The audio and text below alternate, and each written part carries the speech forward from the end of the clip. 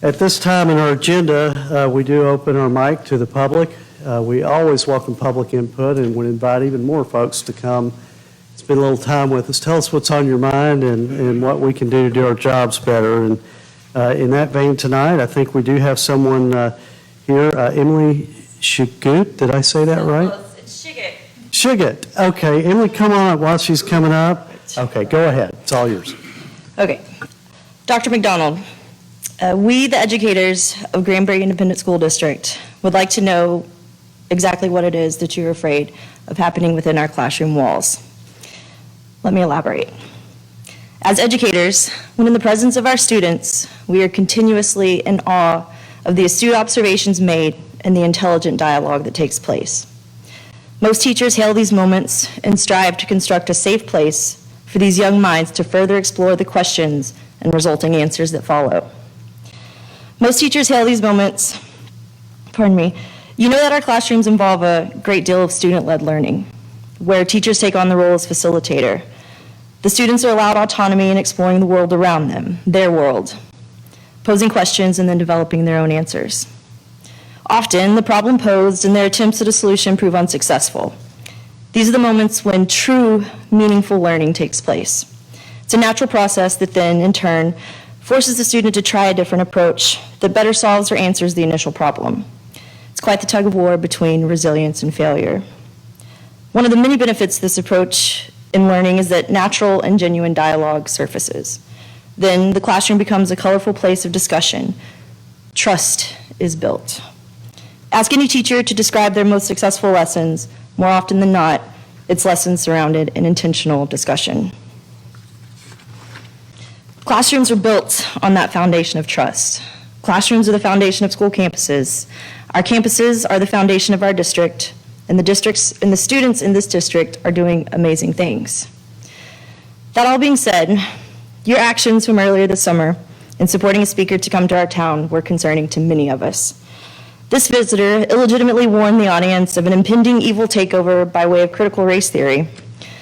Having extended this invitation only proves the lack of knowledge you have in regards to the populations of both faculty and student that you are trustee over, and what exactly is required of Texas public school educators.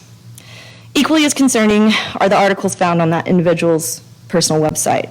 Articles titled, "Making K-12 Less Expensive, Fire the Teachers," as well as "Unintended Consequences of America's Rush Towards STEM Education," where a quote of hers is, "The United States was unique in offering a well-rounded education that emphasized creativity until recently." Ultimately, what you succeeded in doing is directly telling the educators of this district, the educators that you've been elected to serve, that you disagree with meaningful discussion taking place within the classroom, and more importantly, our ability to professionally facilitate those moments. We feel that it is not the side of Granbury ISD that you stand beside, but perhaps some other outside entity. In this upcoming school year, we hope to see yourself and everyone else up here at our schools as well as in our classrooms. You're always invited, as you know, because there are actual and present challenges based on fact that the students in this district currently face. From socioeconomic status, a lack of support at home, to the stressors of state-mandated testing. Working together, as one, we can continue developing meaningful resources that will help our students both inside and outside of the school day. And finally, I'd like to explain what it is that we fear as educators, and that's having honest and respectful discussions stifled within the classrooms that we've tirelessly worked at making safe places for learning. Safe places where each and every student is heard and respected. This is our goal, to begin the much-needed basis for making education truly equitable for all. I appreciate your time. Thank you, Emily. All right, we're into our report section of tonight's meeting. Thank you, Stacy. I'll turn it over to Dr. Glenn. Thank you, Mr. President. Need to digress for just a second here. We had a staff member speak in open forum, and typically open forum is not the time that the trustees interact with the public, but I get an opportunity to give a report. And I just wanted to say, first of all, I commend you on coming and speaking during an open forum.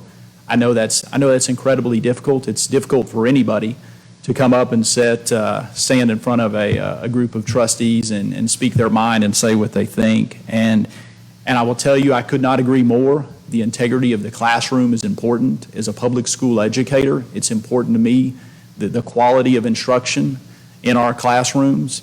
I don't get on social media, and honestly, I don't have a lot of time or care or concern with those who think going to social media with their opinions is the proper way to express themselves. So I do admire you coming here tonight. I will say that the heart of Dr. McDonald is that of a mom who has a child in our school district. It is that of a businesswoman in our community.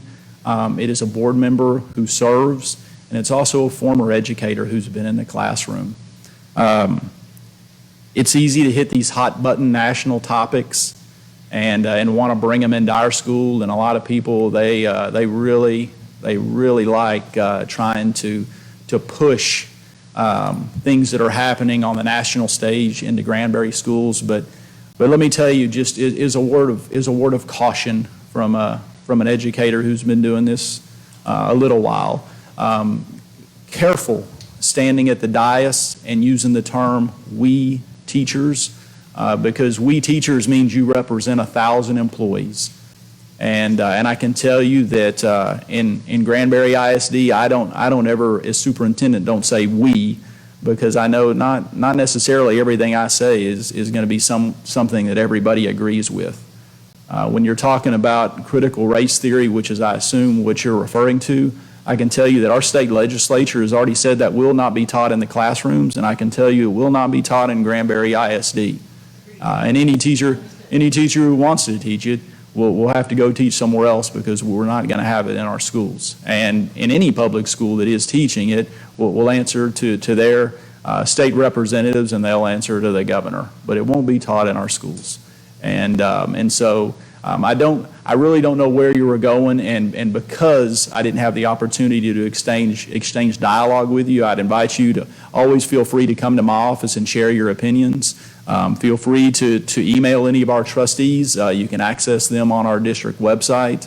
But at the end of the day, there are conversations that need to be held between the parent and their child, and it's not the teacher's role to jump in and have those conversations in place of the parent. We can be there to foster, we can be there to support, but the relationship of educating a child is a relationship that involves the parent working in collaboration with the school district. And I know because you're head nodding, you agree with that. And so it was on my heart to clarify that comment, and also to defend Dr. McDonald, because again, I don't know what happened, what you're referring to, the speaker. I don't get involved in that sort of things, but I can tell you that she's an advocate for teachers. She has voted to support raises. She has voted to support benefits. She has voted to bring in strong curriculum.